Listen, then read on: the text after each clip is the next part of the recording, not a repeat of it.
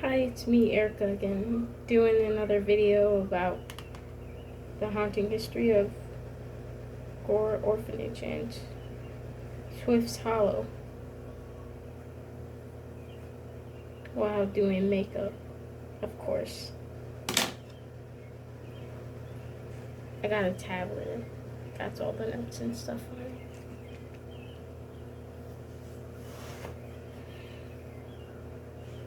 So we're gonna start off with this. It's a nightmare scene in the countryside or Vermilion on Gore Road over 100 years ago. A gigantic fire engulfs an old orphanage, burning dozens of young children alive. Let's get this started.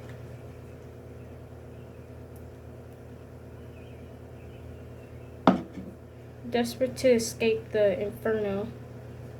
Let me make sure that thing is on. Okay, good.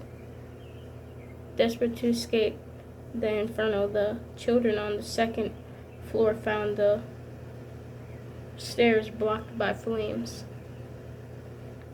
Dreadful screams of the children trapped inside the blazing building pierced the ears of horrified onlookers, unable to stop the carnage.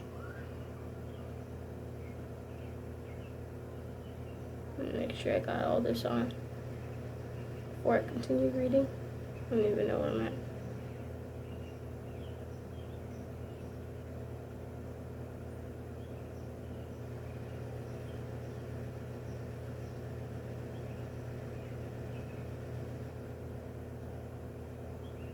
Okay.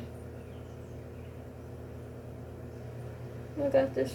My source is a website that I'm reading. It's about an orphanage that it's an urban legend, apparently, here in Ohio. That's happened. And I like reading about urban legends and stuff too. I like the paranormal and all that.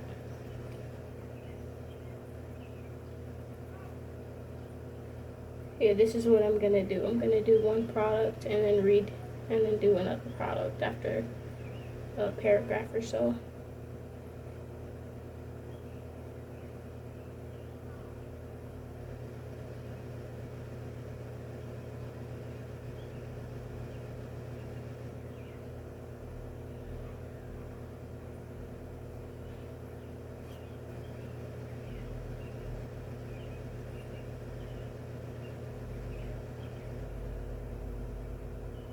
Okay, that's one product that went down.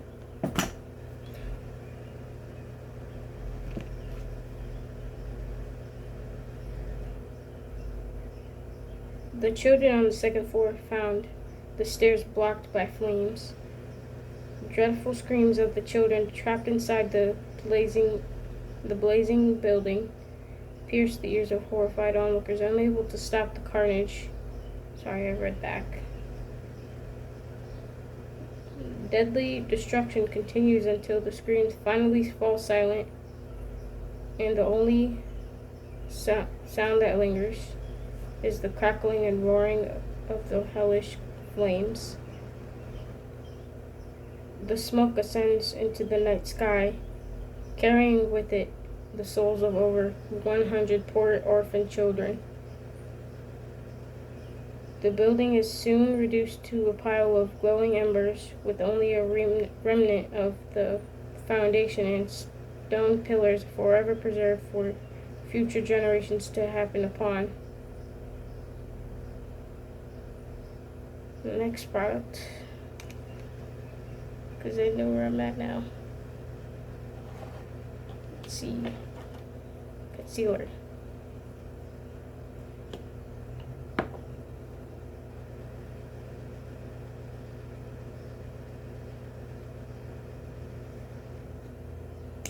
Gotta let it dry, so, well, not dry, but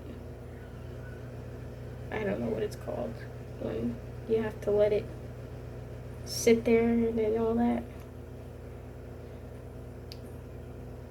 Where the spirits of the helpless children extinguished with the fire, or do they still cry out? Oh, dang it, I said where. Let me read that again. I'm sorry.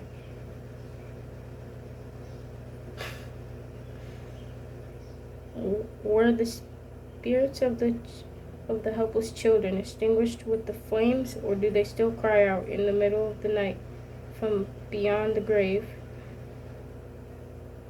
Do the lost souls wander the area forever tortured by the reality too difficult to accept? Was the fire sparked by an orphan boy dropping a lamp, or perhaps it was intentionally set by old man Gore, the abusive man who ran the institution for insurance, or just plain sadistic torture? So is the legend of Gore Orphanage, the real story of Gore Orphanage and Swift's Hollow. Come to that next.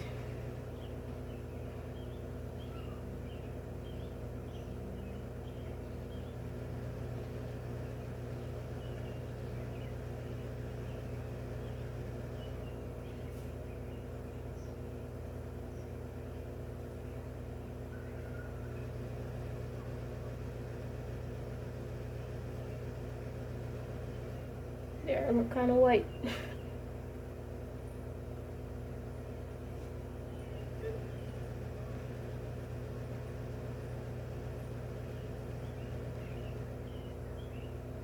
Gotta get that out of my eye. And then gonna do concealer. But I already did that, so it's like a concealer palette thing.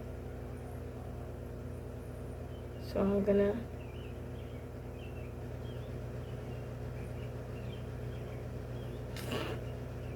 that's too much. Pretty sure you all are like, you're telling me. But we're gonna balance it all, fix it all.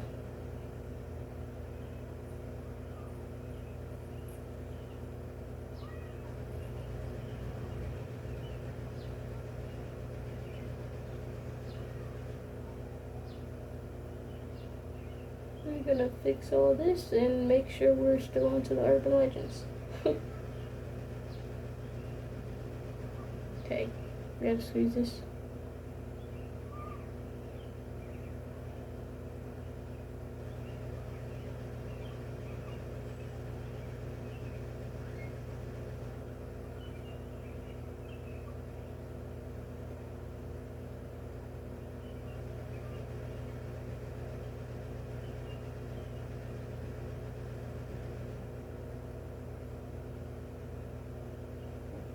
I don't know if that made it look any better. We'll try. We tried.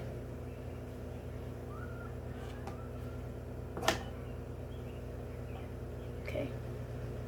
The camera's over here, but I just, well, over here, but I just keep looking this way because the light's over here.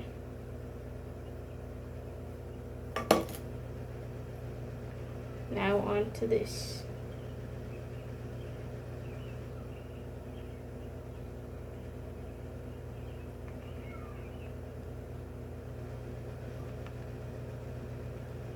Should have been reading. Don't worry, you guys, I'll hear some more.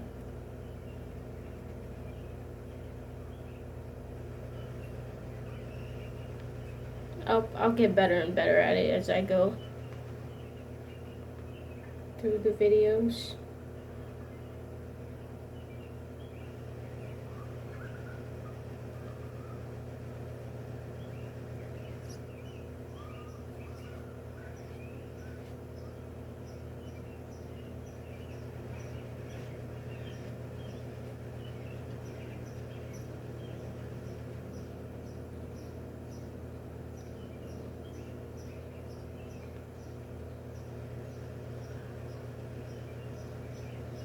It's really hot where I'm at, so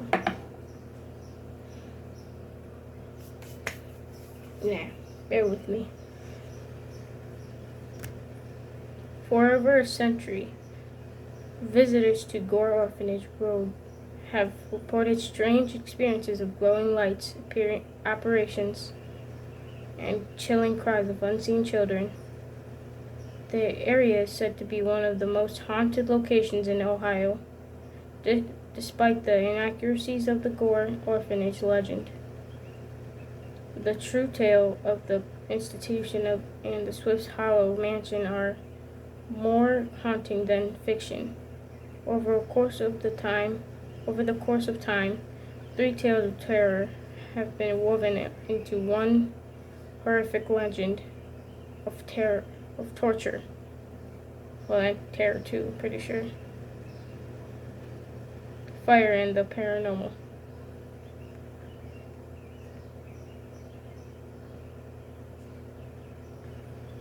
Okay.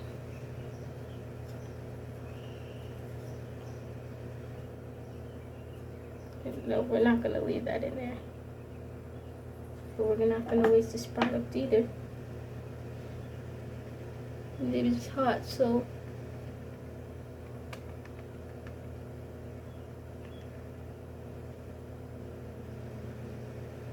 we will use this.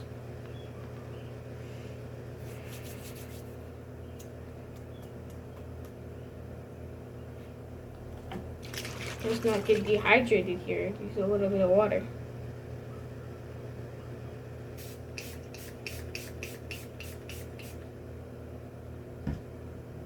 It'll all dry.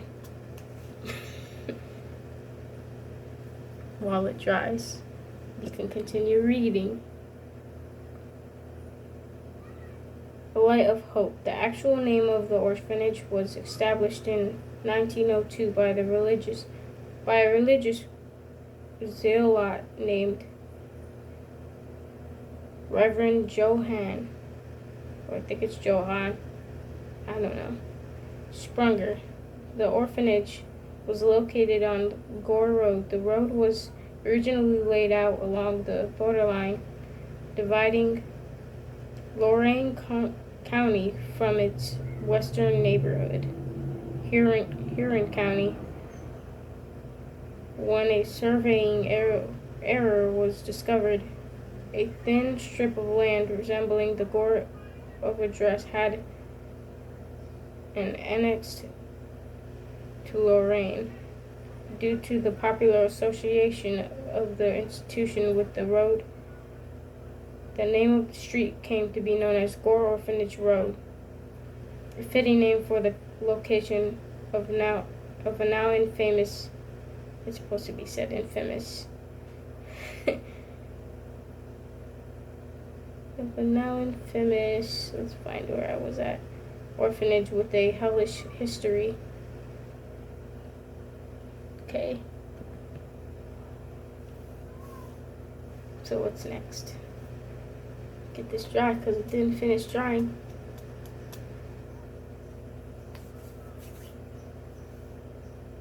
We're going to use this again, the sponge.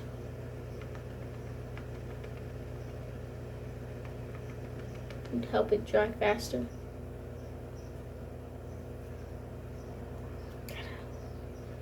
Let it dry, let it dry. I don't know. Okay.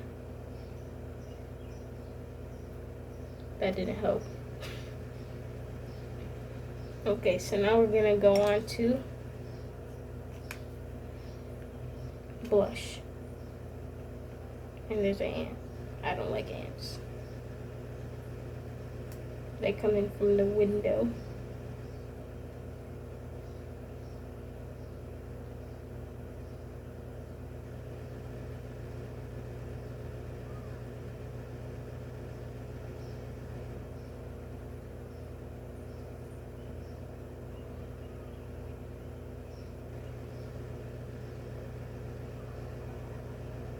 Can't see much of it, but it's there, trust me.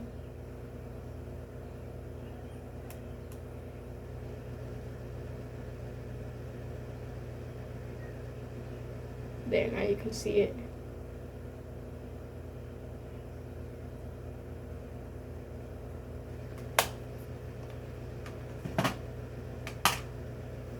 now. We gotta read about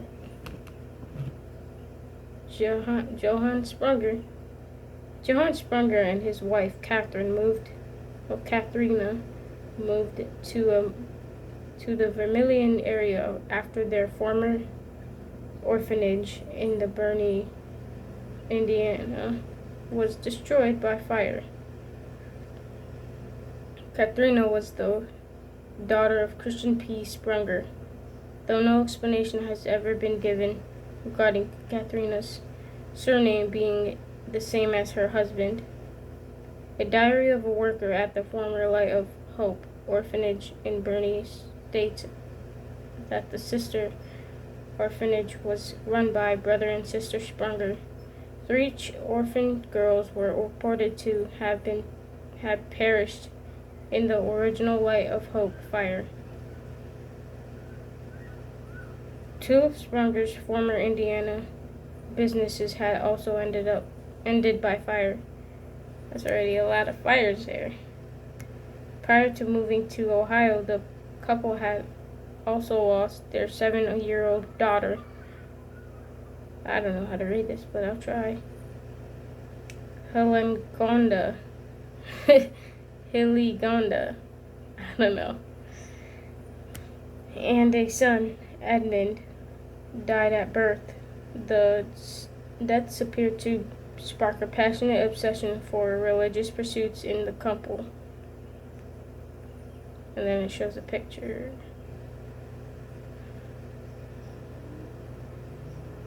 Dang, this is a lot to read. I'll get to that. I'll get something to drink.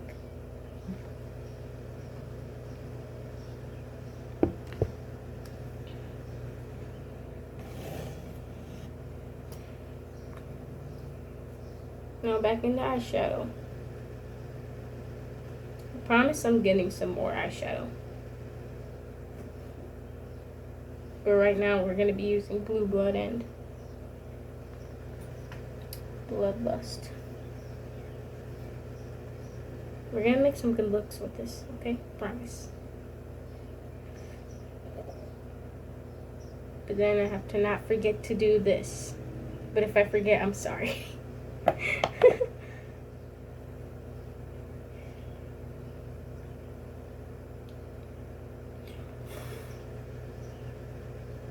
Okay, so we're gonna start with highlighter. We're gonna use this color, Cullinan, as a highlighter.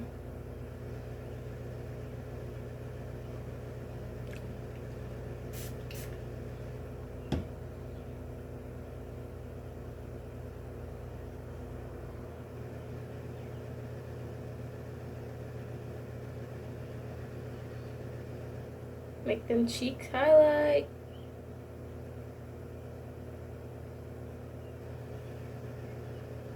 You can't see it until I do that.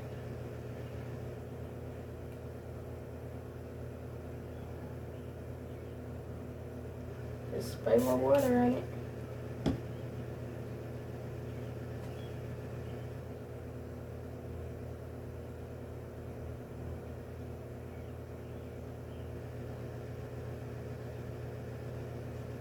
There, now it looks like ice. There's not enough here. Looks like I'm sweaty, but I don't know. You be the judge of that. More water. I'm going to be using a lot of water. Going natural here.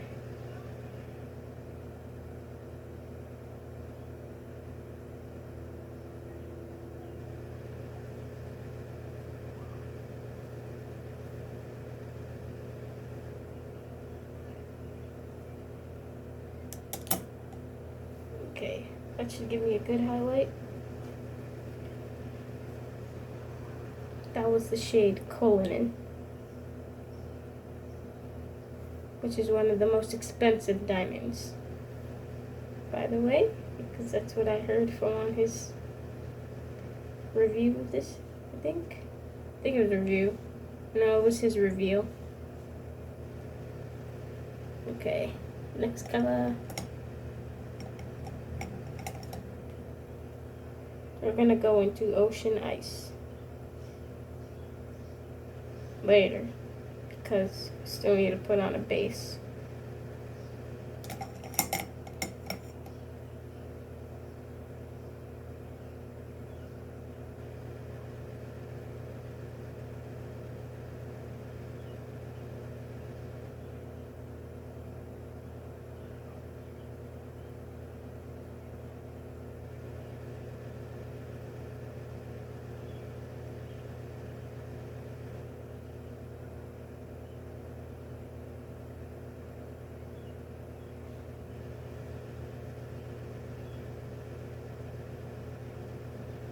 Okay, that looks okay. We're gonna dip into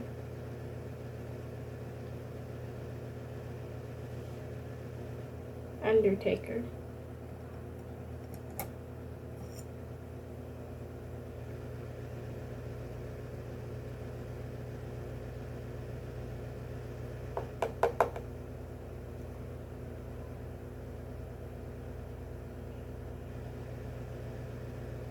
One wing might be higher than the other because I'm still not good at doing this. Despite doing this like 10 times already, but I guess that's okay.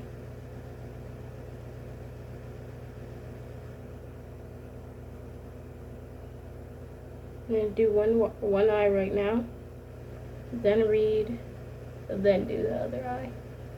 I was about to do the other eye.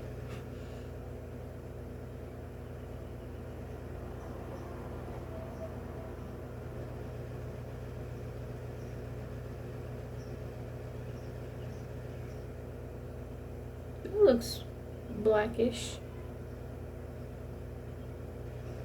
but it's not a black, it's like a dark blue, like a, I don't know how to describe it. It's like a really night sky dark blue.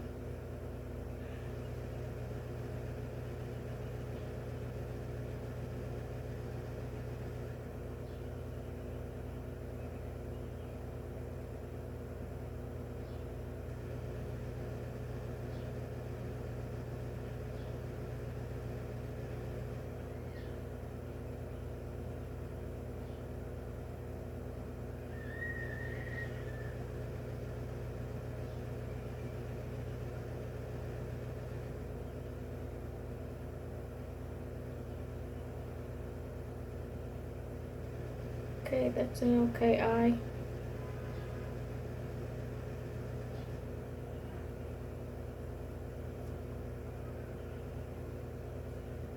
I'm going to dip cremated into it too.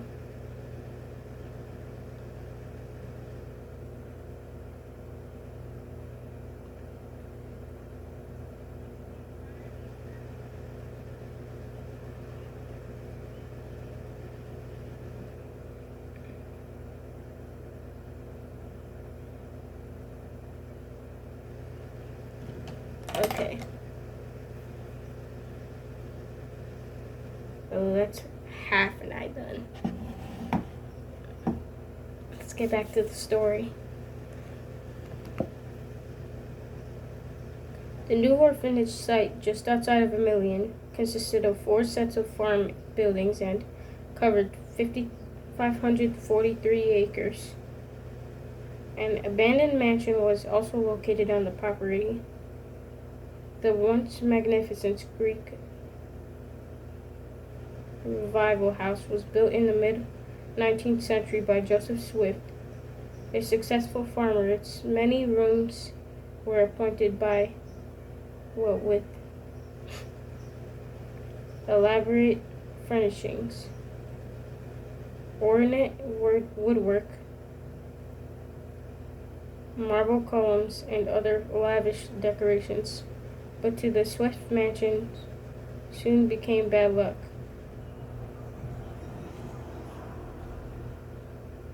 In 1831, Swift's 5-year-old daughter, Tryphenia, died. In 1841, Swift's 24-year-old son,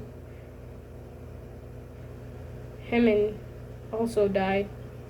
Soon after, Swift's torture.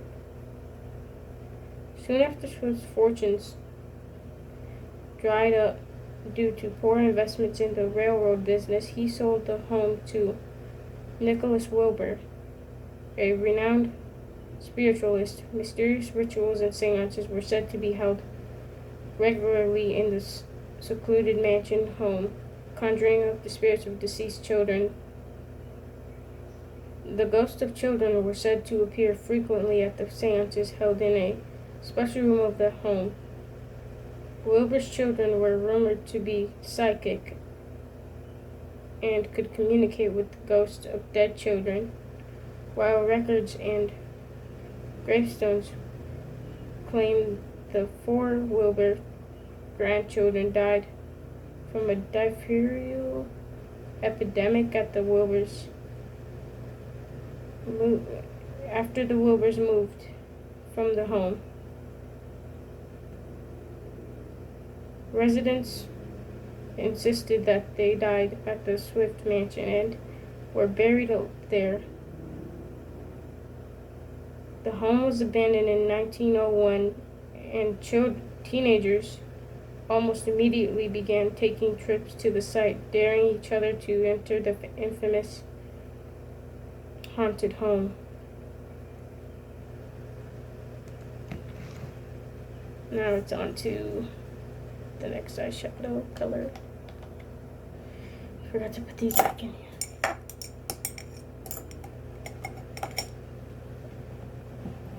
Eyeshadow colors, because we're going to be doing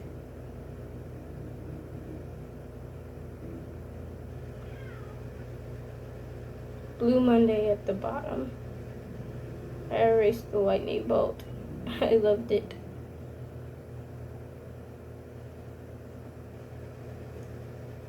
Well, let me use the mirror.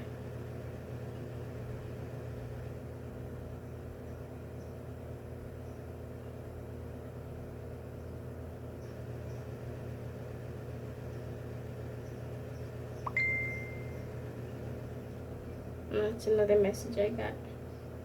Probably my sister. Oh no, it got on my face.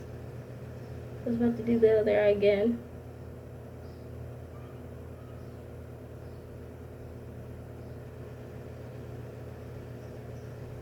It's probably gonna stick to my face.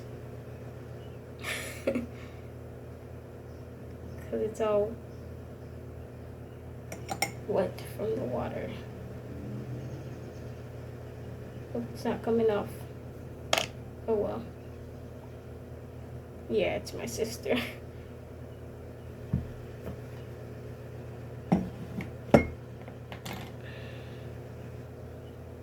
Oh, there's that color. I'm not finished, but we are getting there. Reverend Sprunger did not utilize the abandoned home for the new orphanage. Instead, he attempted to build a new self-sustained religious community on the property.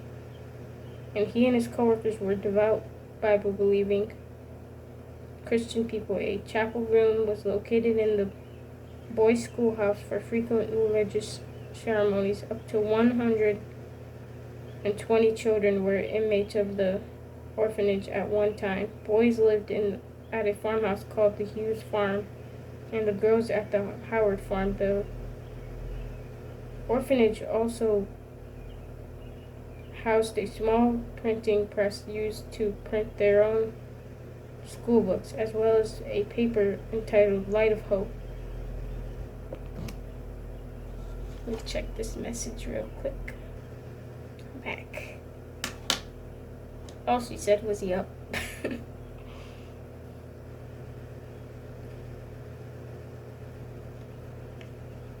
Okay. Now on to the next eye. Well, I keep messing this up.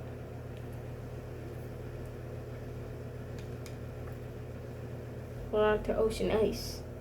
That's what we're on to.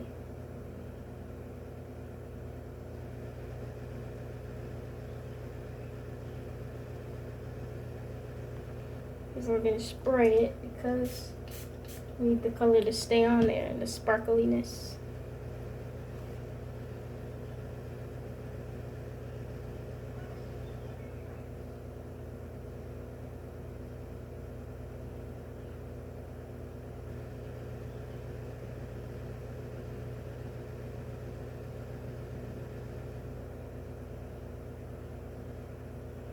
There. See how it pops? I like that. Now we gotta put on. I think this is the same look I used for work yesterday. Was it yesterday? I think it was yesterday. And now we gotta put colon in the inner corner. And then we're done with this eye.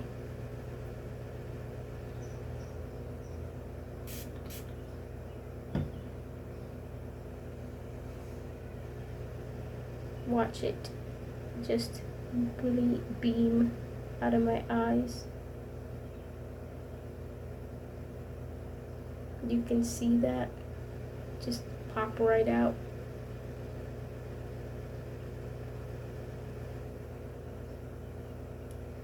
Just popped right out, just like that.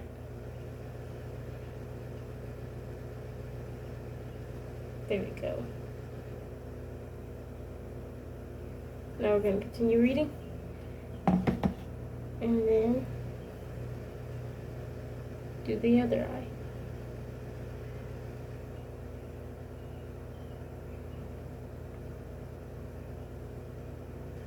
This is a lot of reading. I'll just read this blue stuff. This blue boxed in paragraph. The horrific tale of this event is thought to have been, well, it won't make no sense unless I read it. Let me just read the top one. The rumors of the darkness and despair soon plagued the light of Hope Orphanage. Orphan children ran away from the home, often wading through the Vermilion River to escape the Vermilion. The children told horrific stories of abuse, neglect, and slave labor.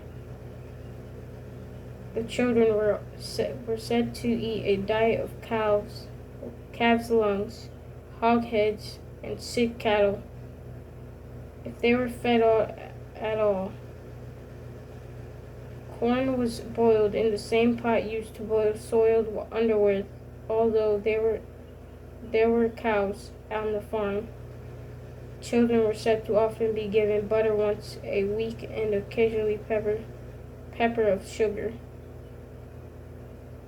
or sugar. I'm reading this wrong. Let's move to the next eye.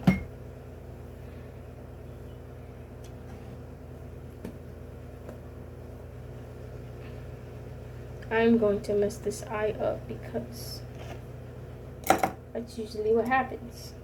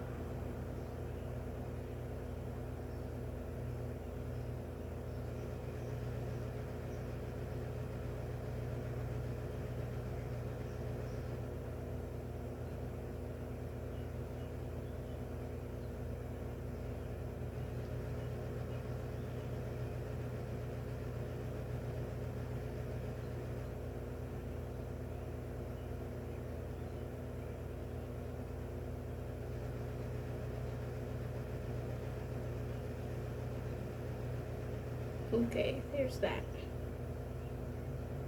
This I need to go. Yeah, I do.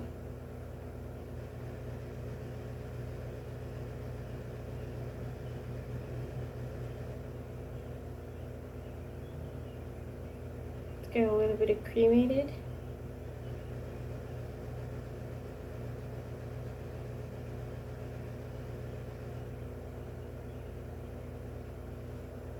Don't worry about that.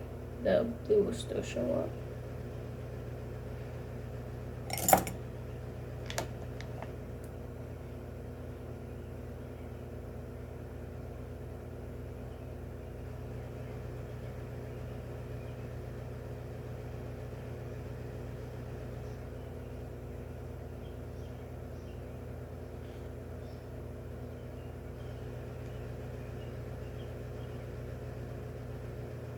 Let's get the blue to show up.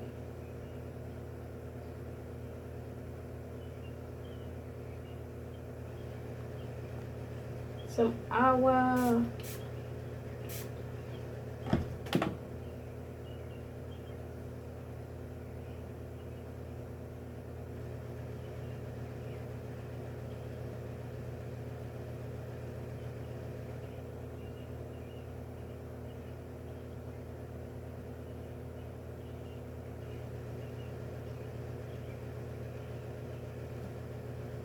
I think that looks good.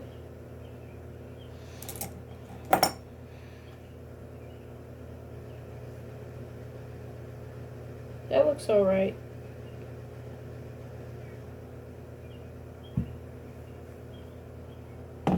The eyes are finished, sort of. Still need to get this, but I'm gonna continue reading.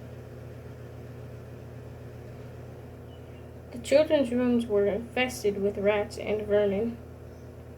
On occasions, rats crawled onto their beds and bit children while they lay asleep. There was said to be only one bathroom for the boys, which they were allowed to use only once every 2 weeks, and had to use the same water. That's nasty.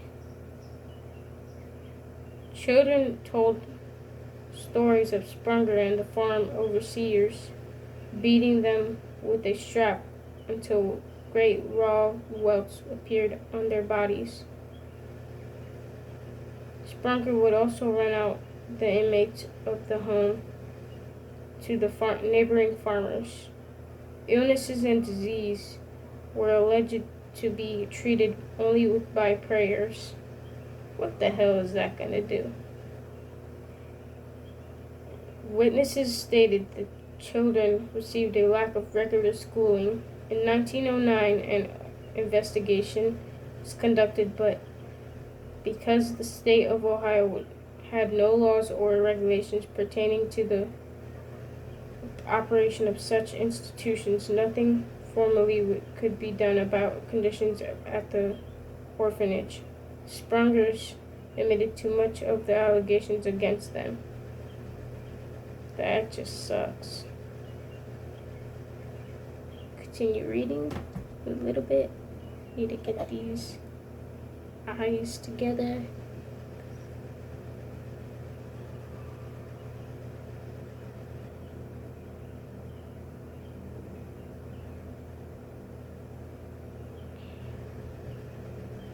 This looks like a torture tool.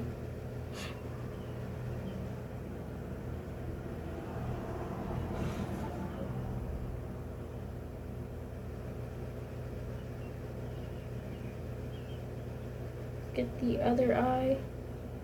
Oh.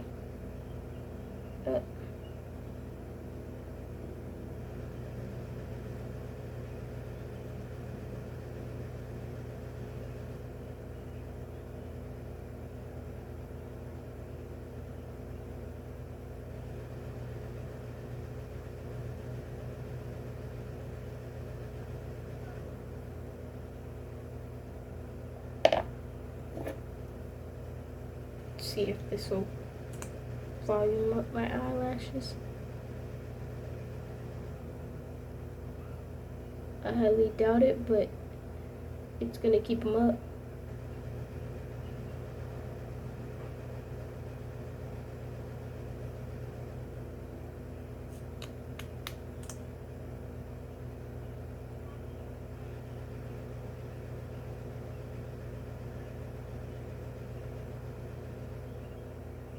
I It's okay.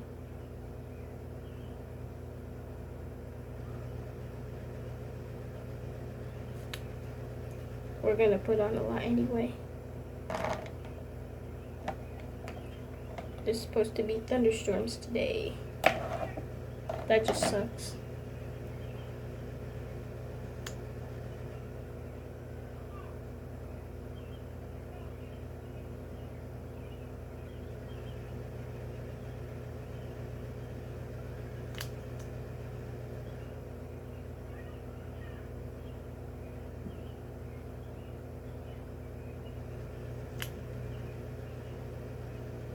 Does it look better now?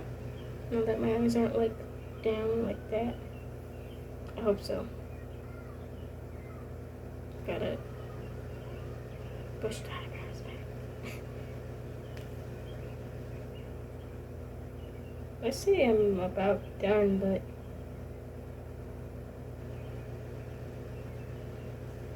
let's continue reading a little bit.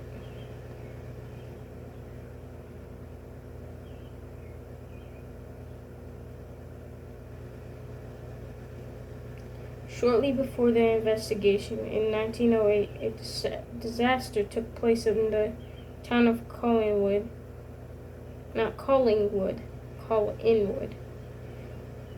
Some 40 miles east of Vermilion. I keep writing this wrong because it says 176. 176 elementary school students were burned or trampled to death when they became trapped in a stampede situation and couldn't escape the fire that was consuming their school. The children began descending down the stairs to the exit after the fire alarm was sounded.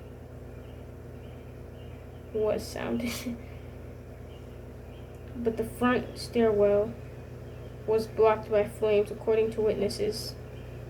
The children at the front broke from the lines and tried to fight their way back to the floor above, while those who were coming down shoved them mercilessly back into the flames below. Those who made it to the rear exit found it locked. Outside rescuers unlocked it but found it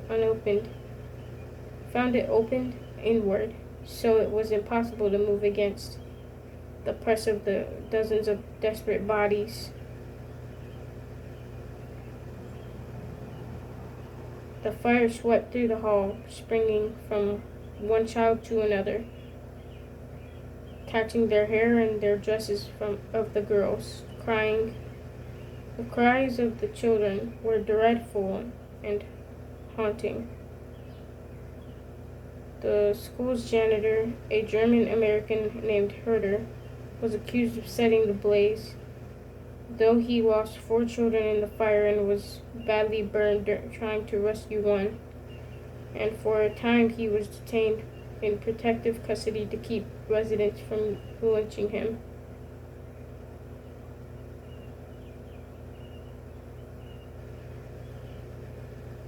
I think lynching means to hang someone. Yeah, it means to hang someone, I believe. The horrific tale of this event is thought to have been relocated when families of the Collingwood area, now East Cleveland, moved further west of Cleveland. Some historians believe the horrid memories of such an event were too disturbing for Collingwood residents to bear and were thus relocated outside the area. What better place for the terrifying memories to descend than a legendary site of... I don't think this is making any sense. I'm not making any sense because I'm not reading it right. And I forgot to do the inner corner. This video is crazy, but it's better than what I usually do, which has no content at all. I don't think so.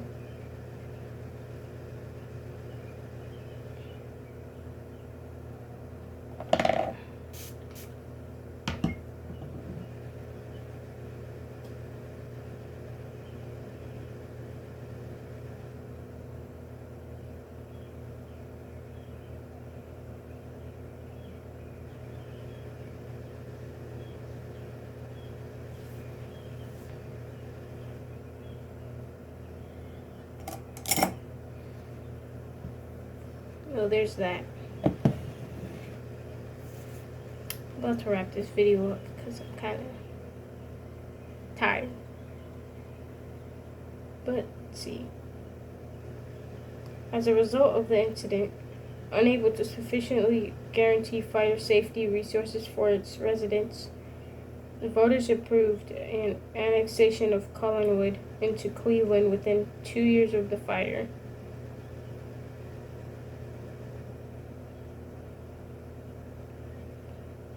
And I'll finish it with this little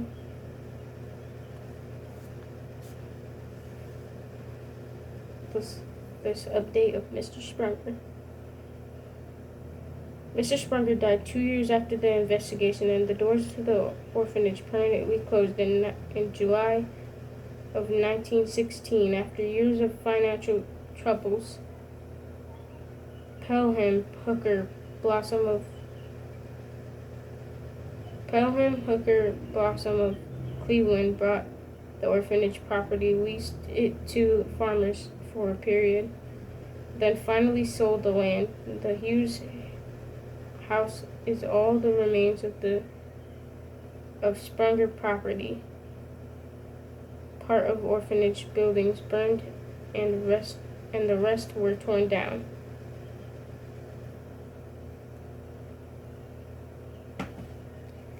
Now I gotta put on lipstick, which I'm gonna use this color, I think.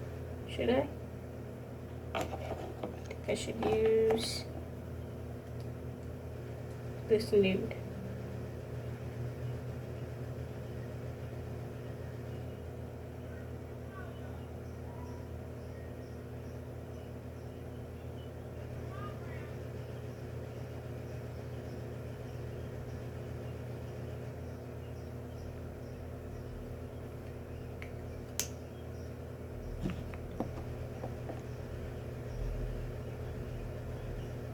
Is this a good look? I don't know. Let's just take off the hair thing. Put it on because it was kind of hot. It's still kind of hot out here.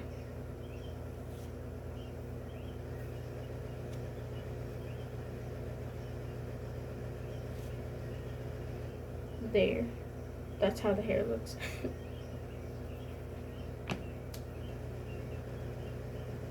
Well, that's the finished look. And that was the end of the story, because there's a lot more to read and this video would be too long to finish. So I guess that would conclude this video. Like, share, and subscribe. Thank you very much. And I hope you enjoy the rest of your day.